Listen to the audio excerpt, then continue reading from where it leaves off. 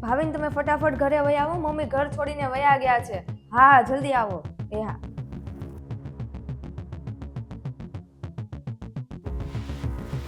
અરે મનીષા, એવું કઈ રીતે થઈ શકે કે મમ્મી ઘર છોડીને વયા જાય?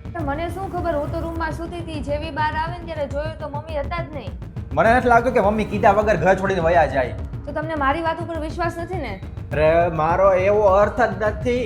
તો શું છે તમારો અર્થ? મમ્મી અરે મમ્મી ક્યાં વયા ગયા હતા કીધા વગર? અમે કેટલા ચિંતામાં પડી ગયા હતા. તારી વહુને પૂછ ને, મારે હરિદ્વાર જવાનું હતું, એ ટ્રેનની ટિકિટ એને ફાડી નાખી. હે? મમ્મી તમારી ટિકિટ બતાવો તો, ટાઈમ જોવો છે ક્યારની છે એમ. એમ તમે જોયેલું જ છે, હાલે 10ની છે. આ હું કર્યું તે? મારી ટિકિટ કેમ ફાડી નાખી? ક્યાંય નથી જવાનું તમારે. આ તમે ગયા પછી આ કચરા પોતા વાસણ બધું મારે એકલીએ કરવાનું છે. આ હું તું કે છો? હું જાઉં છું સુવા માટે, મને હેરાન ન કરતા. અરે પણ મને આવી આશા નહોતી કે તું આવું કરીશ.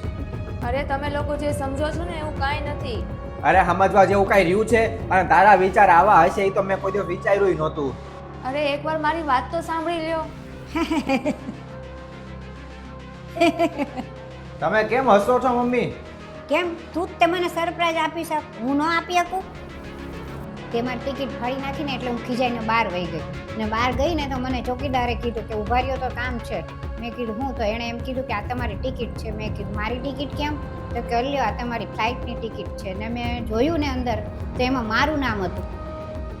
એટલે મને એમ થયું કે મનીષા મને સરપ્રાઈઝ દેવા માંગતી હશે. અરે એમાં એવું છે ને કે મમ્મીને પગમાં દુખે છે, એટલા માટે મેં એવું વિચાર્યું કે મમ્મીને હરિદ્વાર ટ્રેનથી શું કામને મોકલવા, ફ્લાઇટમાં જ મોકલી દઈએ તો. અરે હું હવે તમારી આવી મસ્તીના ચક્કરમાં મારી કેવી હાલત ખરાબ થઈ ગઈ છે. ઓફિસેથી દોડા આવ્યો અહીંયા હું. અને મમ્મી તમારે કાલે કેટલા વાગ્યાની ફ્લાઇટ છે? કાલે સવારે 10 વાગે. હા તો અમે બે કાલે મૂકવા આવશું તમને.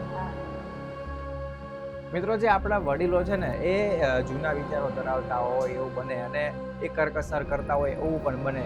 આપણા પાસે બધી વ્યવસ્થા હોય છતાં પણ એ કરકસર કરતા હોય છે. એમાં કોઈ ખોટી વાત નથી, એ સાચી વાત છે. પણ કદાચ કોઈ તકલીફને લીધે, જેમ આપણે આમાં વિડીયોમાં બતાવ્યું છે કે મમ્મીને ઘૂંટણની પગની તકલીફ છે, પગનો દુખાવો છે, તો એના લીધે થઈને આપણે એને ટ્રેનની બદલે એને વિમાનમાં મોકલવાનું નક્કી કર્યું. હવે જો ડાયરેક્ટ આપણે એને કદાચ કહે કે ના મમ્મી તમારે વિમાનમાં જવાનું છે, આ ટિકિટ છે, આમ છે, તો સીધી ના પાડી દે, તો કે મારે જવું જ નથી, આમ તેમ એમ કરીને કદાચ વધી જાત. એના બદલે આપણે એને એક તો સરપ્રાઈઝ આપ્યું અને ઉપરથી આપણે એમની વ્યવસ્થા પણ સરખી કરાવી દીધી. એવું બને એટલે તમારે હંમેશા એક દીકરા દીકરી વહુ કોઈ પણ એ રીતે જે તમારા સંબંધો આવતા હોય એ રીતે એ થઈ અને તમારે તમારા વડીલોને સારી વ્યવસ્થા પૂરી પાડવી જોઈએ.